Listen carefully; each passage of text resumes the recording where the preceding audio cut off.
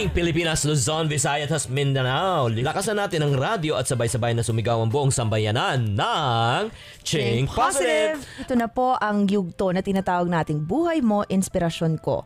Kilalanin po natin ang isang chemical engineer na nag-top sa board exams pero binayaran ng napakaliit na sweldo sa una niyang trabaho. Ano ang ginawa ng isang chemical engineer para mapabilang sa matagumpay na top 19 elite global ambassadors ng isang networking company? Please welcome to Ching Positive, Jogi Guillermo. Good morning. Good morning. Good morning, good morning, Jogi. Christina, good morning. Yes. Maraming salamat sa iyong pagdalo dito. Sige, Christina, first question. Siguro kasi, Jogi, alam mo, mahirap for us to process kung paano ka naging underpaid.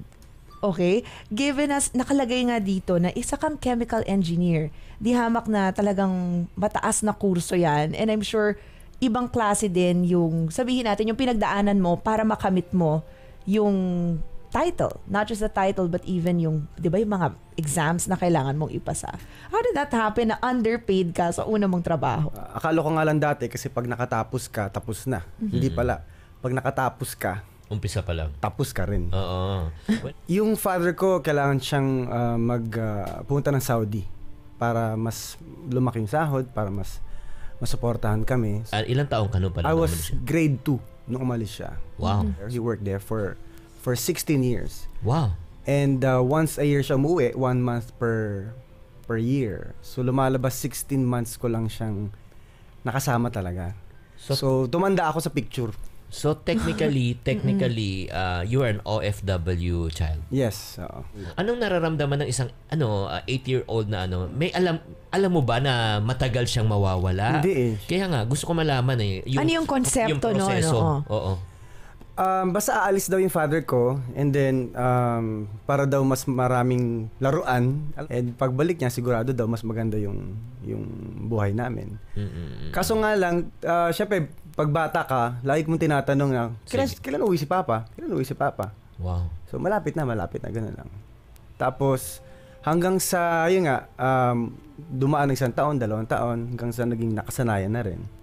Kaso, syempre pag nakikita mo yung mga friends mo na pag may event, kompleto sila. Yun yung medyo naging kulang. Oo. Kaya sabi ko, gagawin ko ang lahat talaga para maging buo yung family namin. So, how was that like nung pagbalik niya? And syempre masaya na, kompleto na kami. Oo. Yun pala, syempre, kailangan pa rin mag-work. Hindi naman porkit wala na siya doon. Sabihin, mag-stop na rin siya mag-work. Kaso ang problema is, in a way, may edad na siya. Hindi na siya makahanap ng trabaho sa Philippines. Iba na yung orientation dito. Oo. So, ibig sabihin, 16 na taon na nagtrabaho, pagbalik dito, ubos din. Yeah, yung naipon nila for 16 years, naubos in just 6 months. Wow! That's crazy. Oo. So ako yung naging breadwinner sa amin. Kaso nga lang, ang dilema ko is, sa sahod ko, malabo. Pinakamatinding pagsubok na dinaanan mo nung syempre, di ba, question mark yan liit ng sweldo ko, tapos nothing is really working. You've been trying your best, di ba? Pero wala pa rin nangyari. Ano yung pinakamatinding pagsubok na dinaanan mo talaga? So yung lowest point ko is nung one time na nagkasakit yung mama ko. Nagkaroon siya ng problem sa heart. Yung wala kang magawa. So kailangan lang humingi ng tulong sa kamag-anak sa US. Alam mo, Christina, this is a really typical OFW, no? Yung talagang hindi lang nangyayari ito sa Pamilya Jog at marami tayong mga manonood ngayon at nakikinig ngayon. I'm sure. Nakaka-relate kayo. Oo. At yung mga tao ngayon nandun, maari ito'y kapulutan nila talaga ng aral. Totoo yan. Okay, so now, Jogi, ano na yung naging diskarte mo? Given that failed na nga lahat, di ba? Yung 2 attempts to actually generate income, hindi, sabihin natin, it fell through. Anong diskarte mo na? One Thursday night, I received a call from a friend ng college days. Hanggang sa mayroon siya daw na-meet na engineer din, about my age. Now was making big 6 figures per month. Pag ganyan kasi, I believe kaya yumaman na isang tao, bakit kumikita ng maganda? Kasi meron lang siyang alam na hindi ko lang alam. So, kailangan ko lang alamin ko ano yun. Kasi meron din silang ginagawa na hindi ko lang ginagawa. So, yun pala, networking. So, nung una, ayoko kasi sabi ko, hindi ko yan linya. Kasi dalawa klase ng tao may career-oriented and may result-oriented. Okay, ulitin natin. Career-oriented and result-oriented. Oriented. How would you differentiate the two? Yung career-oriented, eto yung after your schooling, syempre gamitin mo yung pinag-aralan mo. And to the point na it doesn't matter kung magkano income mo, importante masaya ka sa ginagawa mo. Okay, Yun oo. Galing ako doon. Parang madaming taong nanlilinya sa ganyang category. Hello. Okay. Nag-enjoy pero every paycheck, yung pera, dumadaan lang sa kamay. So ano naman yung result-oriented? Ito naman yung, it doesn't matter kung anong ginagawa mo, basta moral, legal, ethical. Importante yung take home mo for your family. So nung nakita ko yung resulta nitong tao na to, sabi ko gusto ko yan, kahit di ko niya yan, gagawin ko talaga yan. Hanggang sa pinag-aralan ko siya. Kasi kailangan yun eh. And I believe you have to master your craft. And kailangan mong matuto sa ibang tao. Kasi the fastest is to learn from other people's experience. Yun ang alam ko. Okay, so, And how would you make sense of yung discovery na kailangan mo pala talaga mag-transition? Diba? And to really set aside kung ano man yung pinag-aralan mo. At saka you have to remember, Chinky, mataas yung tinapos ni chemical Jogi, diba? engineer yan. Chemical engineer siya. kasi pinaka-problema ko dun yung unang-una yung pride ko eh. Kasi syempre, 'di ba, I'm a professional. Yes. 'Di ba? So, kumbaga ano sasabihin ng mga friends ko, bakit andiyan ako sa ganitong klaseng linya. Pero sabi ko nga, you have to swallow your pride. Okay, Jogi, pwede maikwento ng mabilis, no? Yung ngayon, kung ano yung ginagawa mo. Oo. Now I'm involved with AIM Global. So nag-start ako May 2009. Sabi ko, that was my birthday month, yung May. So sabi ko, gagawin ko to para next year iba naman ang birthday ko. So invited a few of my friends and good news naman po, lahat din sila ayaw nila ulit. Ayaw nila ulit. Same na naman. Aborin. Ganun din. Yung first 66 ko, hindi naniwala. Binilang niya. Grabe. Oo. Ika 67 yung naniwala. From Davao naman yun. By the name of Mr. Jun Agaraw. Okay. So itong Jun Agaraw, dating embalsamador to. In a matter of embalsamador. Katakot. Okay. In a matter of 3 months, talagang lumaki yung network niya. Okay. Nagkaroon siya ng first car niya, yung Montero Sport. Wow. And then 6 figures per month na rin siya. Oo. And then ngayon na siya, 3 sasakyan, latest car niya is Hummer. Wow. You know, Hummer? Martilyo. Of course. Ano yung tao mo? Yeah, direct ko to. Wow. Yan. And then nakapagpatayo na rin siya ng bahay sa Davao, malaking bahay. Okay. So nakakatuwa kasi yung dati niyang background. Oo. Ngayon iba na. So yun yung nakakatuwa kasi nakatulong ka na rin. Yung isa kong friend, yung kay 68 ko, pangalan is Michael Ditan. Nagkita kami, galing siya ng US. Pagbalik, na sama ko dito. In a year, nagsi 6 figures na rin siya per month. Okay. So kung itong mga nakausap mo, kahit na 66th or 67th and 68th sila, paano naman ikaw? 'Di ba? Kung nakatulong ka sa iba, paano naman na bago ang buhay mo? Because I think, Chinky, bago ka makatulong sa ibang tao, I think it's important na okay ka na rin sa mga pangangailangan mo. Everything should be covered before ka pa mag-abala, 'di ba, na tumulong sa iba.